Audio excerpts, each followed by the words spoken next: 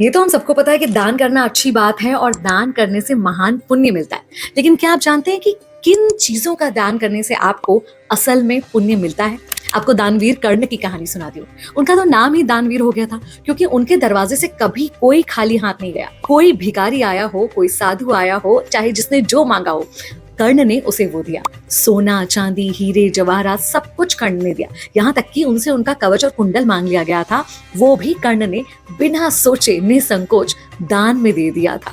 लेकिन यही कर्ण जब मृत्यु के बाद स्वर्ग लोक गया तो उसे वहां बहुत कुछ मिला। स्वर्ग के सारे सुख, सोने, हीरे, जवाहरात, आलीशान रहने की जगह, सब कुछ।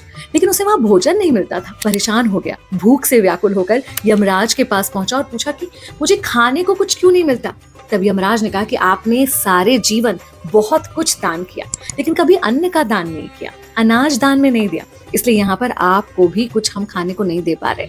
आपको फिर से पृथ्वी लोक पर जाना पड़ेगा और पितृपक्ष के 15 दिनों में वहां जाकर आप अन्न का, अनाज का, भोजन का दान कीजिए। भूखे लोगों, भूखे जीवों को तृप्त कीजिए और तब आप वापस आइए। कर्ण ने यही किया, वो पृथ्वी पर वापस आए।